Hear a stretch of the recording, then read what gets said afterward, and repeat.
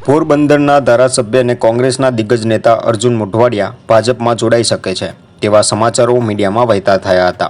ભાજપમાં જોડાવા અંગે અર્જુન મોઢવાડિયાના સમાચાર વહેતા થતાં જ તેમને ખુલાસો કરવો પડ્યો હતો। જો કે આ ખુલાસા બાદ કોંગ્રેસ નેતાને આમ આદમી પાર્ટીમાં જોડાવા માટે આમંત્રણ મળ્યું છે।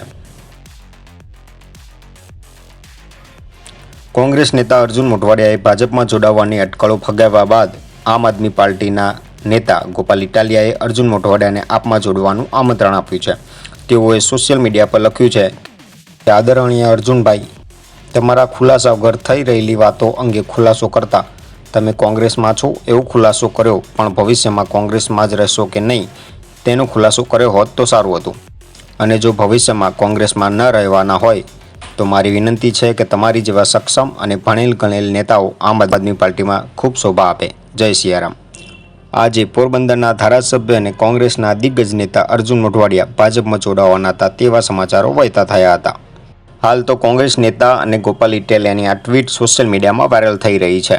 આ સાથે જ તાજેતરમાં જ આપના વિસાવદરના ધારાસભ્ય ભૂપત ભાયાણી, કોંગ્રેસના ખંભાતના ધારાસભ્ય ચિરાગ પટેલ અને કોંગ્રેસના વિજાપુરના ધારાસભ્ય સીજે ચાવડાએ રાજીનામું આપ્યું હતું। હવે કોંગ્રેસના દિગ્ગજ નેતા અર્જુન મોઢવાડિયા પણ ભાજપમાં જવાના છે એવા સમાચાર વાયરલ થયા હતા।